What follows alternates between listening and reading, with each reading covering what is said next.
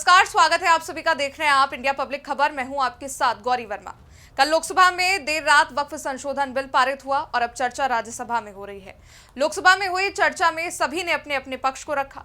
माना जा रहा था कि अखिलेश यादव इस मसले पर आग उगल सकते हैं।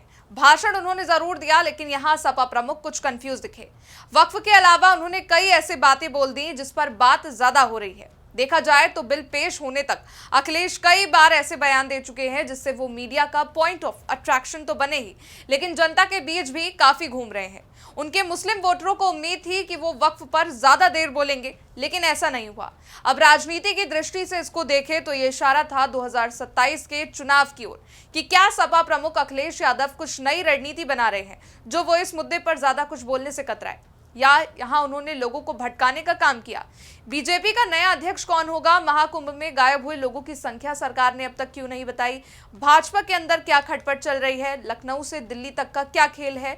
योगी जी के बारे में भाजपा क्या सोच रही है?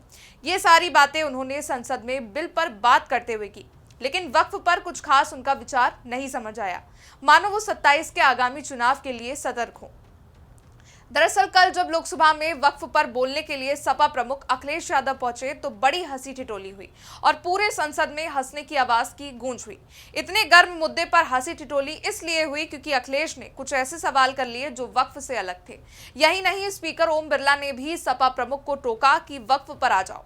दरअसल अखिलेश यादव के बोलने की जब बारी आई तो वो मुद्दे से भटके और चुटकी लेते हुए कहा कि यहाँ एक्स कांग्रेस वाले आज ज्यादा बोल रहे हैं। इसलिए इसके बाद अखिलेश यादव ने भाजपा की भी चुटकी ली और कहा कि जो पार्टी ये कहती है कि दुनिया की वो सबसे बड़ी पार्टी है, वो अभी तक अपना राष्ट्रीय अध्यक्ष नहीं चुन पाई। भारतीय जनता पार्टी क्या है? इस सवाल को सुनने के बाद गृह मंत्री अमित शाह भी उठ खड़े हुए और सपा प्रमुख अखिलेश यादव को जवाब देते हुए अमित शाह ने कहा कि अखिलेश जी ने हंसते हंसते कहा है, मैं हंसते हंसते इसका जवाब दूंगा। ये सामने जितनी भी पार्टियां हैं उनका राष्ट्रीय अध्यक्ष उनके परिवार के 5 लोगों को ही चुनना है। हमें करोड़ों सदस्यों में से चुनना है। आपके यहाँ जरा भी देर नहीं लगेगी। मैं कहता हूं कि आप 25 साल तक के लिए अध्यक्ष हो जाओ। खैर यही नहीं, महाकुंभ पर बोलते हुए अखिलेश यादव ने कहा, बीजेपी ने महाकुंभ को लेकर बड़े बड़े दावे किए थे, लेकिन वहां लोगों की जान गई। उन्होंने सरकार से कुंभ में मरने वाले और गायब हुए 1000 हिंदुओं के बारे में जानकारी देने को कहा। अखिलेश ने कहा कि बीजेपी धर्म के नाम पर कारोबार कर रही है। उन्होंने सवाल किया कि क्या कुंभ कारोबार की जगह है? साथ ही उन्होंने यहां गंगा की सफाई का भी जिक्र कर लिया। अखिलेश ने पूछा कि क्या गंगा नदी साफ हो गई और क्या स्मार्ट सिटी बन गई? भारत देश सबको साथ लेकर चला है। ईद के दौरान पाबंदियां लगा दी गई, इसका कारण बताए। बीजेपी जब भी कोई नया बिल लाती है तो वो अपनी नाकामी छिपाती है। फिलहाल इस भाषण के बाद ये सवाल उठना जायज है कि जहां इन बातों को करने की जरूरत नहीं थी वहां उन्हें किया गया। 12 मिनट तक उन्होंने कोई भी ऐसी बात नहीं की जहां केवल वक्फ का जिक्र हो, और उनके 12 मिनट के भाषण को सुनने के बाद स्पीकर ओम बिरला को भी बोलना पड़ा कि अखिलेश जी जरा वक्फ पर भी आ जाओ। अब अखिलेश क्या कंफ्यूज हैं जो वो कुछ भी बोलने से कतरा रहे, या ये उनका कोई नया प्लान? असल में 2024 के चुनाव में सपा की हालत जब सुधरी तब से अखिलेश यादव के तेवर बदले हैं। भले ही यूपी उपचुनाव में उनको मुंह की खानी पड़ी, लेकिन 2024 में उन्होंने तीसरी सबसे बड़ी पार्टी के रूप में उभरकर राजनीति में अपना लोहा मनवाया। अब जब कुछ सालों में 27 का चुनाव आना है तो वो अभी से सतर्क हैं और बड़ी ही चतुराई से सियासी जाल को बुनने का काम कर रहे हैं। इस वक्त अखिलेश यादव एड़ी चोटी का जोर लगा रहे हैं कि 27 में वो जीत की ओर आगे बढ़े।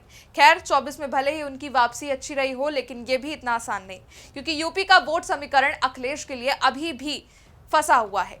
चलिए समझाते हैं जिससे यह आसान हो जाएगा कि अखिलेश मुद्दे से भटक कर सियासी रोटियां सेक भी रहे हैं तो असर कैसे होगा।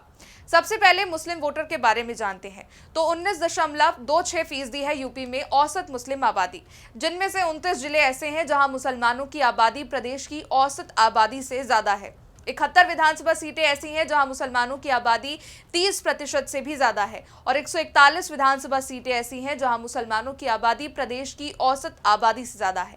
अब हिंदू वोट बैंक की बात करें तो 80% आबादी यहां हिंदू है और अखिलेश उनसे नाराजगी नहीं मोलना चाहते, क्योंकि वक्फ के समर्थन में भी उनको घाटा है और विरोध में भी।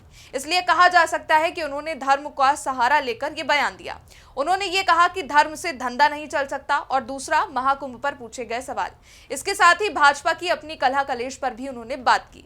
अब जैसे जैसे वोट समीकरणों से जोड़ते हुए इन भाषणों को समझेंगे तो ये क्लियर हो जाएगा कि क्या रणनीति है उनकी इस भाषण के पीछे। क्या कहीं वो हिंदू वोटरों को साथ लेकर चुनाव में आगे तो नहीं आना चाह रहे? लेकिन फिर भी उनका भटकना उतना सफल नहीं हो सकता, क्योंकि कुछ वक्त पहले ही वो नमाज पढ़ते दिखे और गौशाला की दुर्गंध वाला उनका बयान अभी भी चर्चा में छाया है, जिससे अभी भी उनका हिंदू वोट बैंक नाराज हो सकता है। इसलिए उनको लुभाना और बहकाना इतना आसान नहीं रहने वाला। यही नहीं, उन पर तंज कसते हुए गृह मंत्री अमित शाह ने भी इस बात का जिक्र किया कि समर्थन से सहानुभूति नहीं मिलने वाली। दरअसल वक्फ पर जब अमित शाह बोल रहे थे, तब सपा प्रमुख ने उनसे सीधे कह दिया कि योगी जी पर भी नहीं बोलेंगे क्या। इस पर केंद्रीय गृह मंत्री अमित शाह ने कहा कि वो भी रिपीट होने वाले हैं, जिसके बाद फिर सदन में ठहाके लगने लगे। अमित शाह ने बोला कि कुछ लोग सोचते हैं कि वो इस बिल का समर्थन करके मुस्लिम भाइयों और बहनों की सहानुभूति प्राप्त करके अपना वोट बैंक पक्का कर लेंगे। इससे कोई फायदा नहीं होगा। अगले कुछ ही दिनों में मुसलमान भाइयों बहनों को पता चल जाएगा कि ये कानून उनके फायदे के लिए लाया गया है। अब जब अमित शाह ने यह जवाब दिया तो पूरे सदन में फिर ठहाके लगने लगे। अब देखा जाए तो लंबे वक्त से सीएम योगी को हटाए जाने की बात विपक्ष द्वारा कही जा रही थी। यही नहीं, कई बार सपा प्रमुख अखिलेश यादव ने भी हवा उड़ाई कि यूपी में कुछ ठीक नहीं है, आपसी खटपट चल रही है और जल्द ही सीएम योगी को हटा दिया जाएगा। इसलिए अब उस सवाल से भी पर्दा उठ गया कि अभी सीएम पद से योगी जी को हटाया जाएगा, ये केवल हवाई बातें हैं। दरअसल अखिलेश यादव जब 2024 में 37 सीटों से पीडीए के फॉर्मूले पर आकर आगे आए, तो 2027 में भी इसी पीडीए की छड़ी लेकर आगे बढ़ने की कोशिश कर रहे हैं। लेकिन भाजपा भी बटेंगे तो कटेंगे के साथ फ्रंट फुट पर है, क्योंकि भले ही 24 के चुनाव में उन्होंने कम सीटें जीती हों, लेकिन बटेंगे तो कटेंगे नारे का असर उपचुनाव में उन्हें जरूर दिखाई दिया और अखिलेश को वहां भी मात खानी पड़ी जहां उनके जीतने के चांस ज्यादा थे। खैर, अब देखना यह है कि क्या वक्फ से भटक रहा यूपी पर उनका ध्यान उनको 2027 में सफलता दिलाएगा या फिर नहीं। इस रिपोर्ट में फिलहाल के लिए इतना ही। देश दुनिया की तमाम बड़ी खबरों के लिए आप देखते रहिए इंडिया पब्लिक खबर।